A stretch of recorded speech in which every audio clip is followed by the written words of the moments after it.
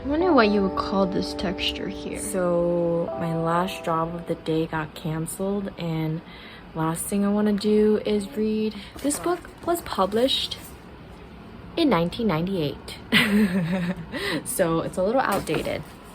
But just a couple key things while I just whip through this book is that you can actually create marbling, like faux marbling with like oil-based white paint, gray, and like mixing it with different textures, and then also feathering it out at the end. And two other things I wanted to talk about that I've never seen before. One is lapis lazuli, which is inspired by a gemstone. Basically, it's like blue, bright blue with gold flecks. Painting technique inspired by another gemstone, malachite. You use like a piece of cardboard, like hard paper.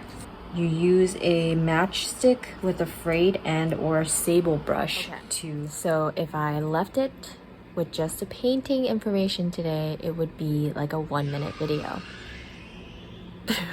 So I'm gonna quickly go over this bookkeeping book and make sure that I am understanding this correctly. So current assets, we're talking about balance sheets, components of a balance sheet. Current assets are assets that the business has for 12 months. Assets that we hold for longer than 12 months will be categorized under long-term assets. So my money in my checking account, money in my savings account, cash that I have on hand. Long-term assets I pretty much do not have, but it would be like land, buildings, depreciation of buildings, accumulated depreciation on leasehold improvements. Vehicle, but I use my vehicle for personal use and for commercial use for my business, so I'm not calculating depreciation on that. For things that are due in the next 12 months, so my current liabilities would be credit cards payable, and I think that's it. For long-term liabilities, I have 0 because I haven't borrowed and I don't owe anything to the bank, or I don't have mortgages that my business has. I think I contributed $5,000 to my business to just start a bank account for my business.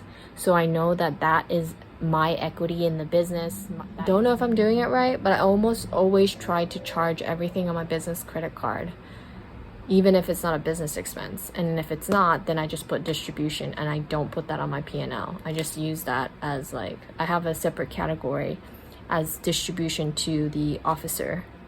Like, and I think that should be a draw, where it's like part of my income.